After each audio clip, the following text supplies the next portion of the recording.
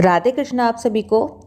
वैशाख मास महात्म्य के अध्याय 26 में हम महामुनि शंख और व्याध के बीच की वार्तालाप को सुन रहे थे, जहाँ पर व्याध शंख मुनि से कहता है कि आप मुझे ऐसा उपदेश दीजिए जिससे मेरी बुद्धि दुष्ट ना हो, अनर्थ कार्य ना करे। अब आगे वैशाख मास महात्म्य अध्याय 27। व्याध की इस प्रकार की बातें सुनकर शंख मुनि बोले, हे व्याध, यहाँ धूप बहुत सताती है, ना यहाँ छाया है ना पानी। कहीं दूसरी छाया की जगह में चलकर जल पीकर स्वचित हो तेरे सामने विष्णु भगवान के माधव मास का महात्म्य जो पाप नाशक है उसका वर्णन करूँगा। मुनि की ये बात सुन व्याध वहाँ से थोड़ी दूर पर एक निर्मल सरोवर पर ले गया, जहाँ पर जल के लिए जीव, बगुला, राजहंस आदि तथा मगरमच्छ आदि सरोवर में शोभा दे रहे हैं तथा कुमुदनी, कोकनद आदि अनेक प्रकार के कमल शोभा दे रहे हैं।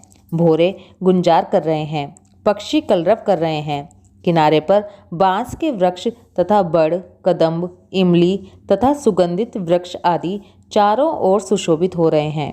वन के हाथी, हिरन, शूकर, सिंह, सूर, गाय, खच्चर आदि विचर रहे हैं। बंदर, लंगूर आदि छलांग मार रहे हैं।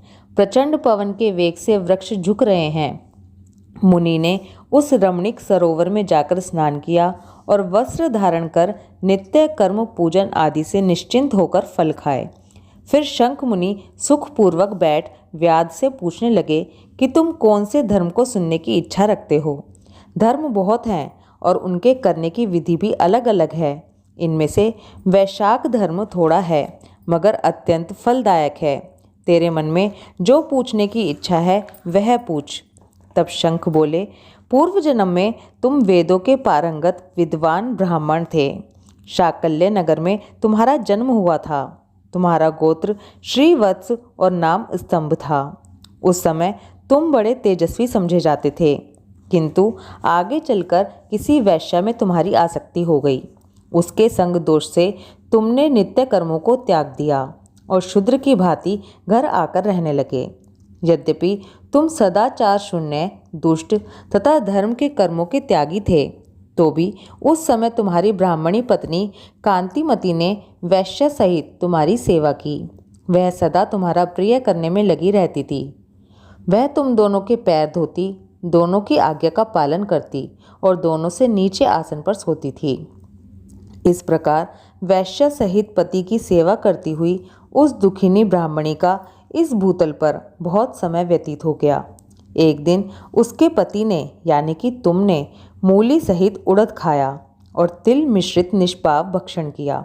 उस अपथ्य भोजन से तुम्हारे मुंह और पेट चलने लगे और तुम्हें बड़ा भयंकर भगंदर रोग हो गया। उस रोग से तुम दिन रात जलने लगे। जब तक घर में धन रहा तब तक वैश्या भी वहाँ टिकी रही। उसका सारा धन लेकर पीछे उसने उसका घर छोड़ दिया।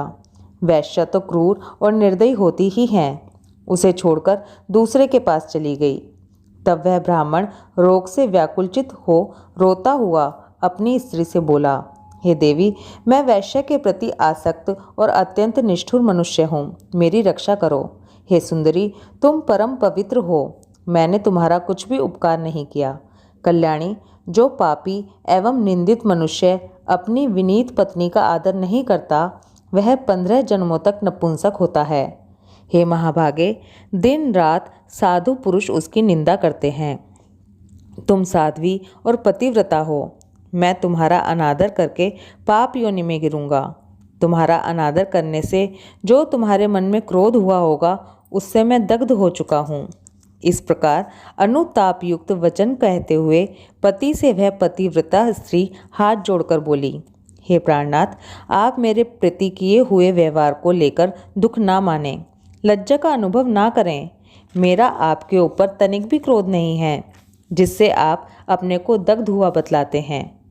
पूर्व जन्म में किए हुए पाप ही इस जन्म में दुख रूप होकर आते हैं। जो उन दुखों को धैर्य पूर्वक सहन करती है वही स्त्री साध्वी मानी जाती है और वही पुरुष श्रेष्ठ समझा जाता है। वह उत्तम वर्ण वाली स्त्री अपने पिता और भाइयों से धन मांग कर लाई और उसी से पति का पालन करने लगी। उसने अपने स्वामी को साक्षात क्षीर सागर निवासी विष्णु ही माना। वह दिन रात पति के मल मूत्र साफ करती और उसके शरीर में पड़े हुए कष्टदायक कीड़ों को धीरे धीरे नख से खींचकर निकालती थी। ब्राह्मणी ना रात में सोती थी ना ही दिन में। अपने स्वामी के दुख से संतप्त होकर वह दुखिनी सदा इस प्रकार प्रार्थना किया करती थी, प्रसिद्ध देवता और पितर मेरे स्वामी की रक्षा करें, इन्हें रोगहीन और निष्पाप कर दें। मैं पति के आरोग्य के लिए चंडिका देवी को भैंस का दही और उत्तम अन्न चढ़ाऊंगी। महात्मा गणेश जी की प्रसन्नता के लिए मोदक बनवाऊंगी। 10 शनिवार को उपवास करूंगी तथा मीठा और घी नहीं खाऊंगी। मेरे पति रोगहीन होकर 100 वर्षों तक जिएं। इस प्रकार वह देवी प्रतिदिन देवताओं से प्रार्थना करती थी। उन्हीं दिनों कोई देवल नामक महात्मा वहां आए। वैशाख मास में धूप से पीड़ित होकर सायंकाल के समय उस ब्राह्मण के घर में उन्होंने पदार्पण किया। ब्राह्मणी ने महात्मा के चरण धोकर उस जल को अपने मस्तक पर चढ़ाया और धूप से कष्ट पाए हुए महात्मा को पीने के लिए शरबत दिया। प्रातःकाल सूर्योदय होने पर मुनि जैसे आए थे वैसे ही चले गए। इसके बाद थोड़े ही समय में उस ब्राह्मण को सन्निपात रोग हो गया। ब्राह्मणी सौंठ, मिर्च और पीपल लेकर जब उसके मुंह में डालने लगी तब उसने पत्नी की उंगली काट ली। उसके दोनों दांत बिछ गए, सहसा सट गए और ब्राह्मणी की उंगली का वह कोमल खंड उसके मुंह में ही रह गया। उंगली काटकर उस वैश्य का ही चिंतन करता हुआ वह ब्राह्मण यानी कि तुम मर गए। तब उसकी पत्नी कांतिमती ने कंगन बेचकर बहुत सा ईंधन खरीदा और चिता बनाकर वह साध्वी पति के साथ उसमें जा बैठी। उसने पति के रोगी शरीर का गाढ़ आलिंगन करके उसके साथ अपने आप को भी चिता में जला दिया। शरीर त्याग कर वह सहसा भगवान विष्णु के धाम में चली गई। उसने वैशाख मास में जो देवल मुनि को शरबत पिलाया और उनके चरणोदक को शीश पर चढ़ाया था, इससे उसको योगी गम्य परम पद की प्राप्ति हुई। तुमने अंतकाल में वैश्य का चिंतन करते हुए शरीर त्यागा था, इसलिए इस घोर व्याध के शरीर में आए हो और हिंसा में आसक्त हो सबको उद्वेग में डाला करते हो।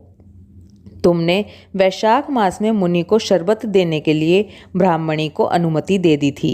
उसी पुण्य से आज व्याध होने पर भी तुम्हें सब सुखों के एकमात्र साधन धर्म विषयक प्रश्न पूछने के लिए उत्तम बुद्धि प्राप्त हुई है।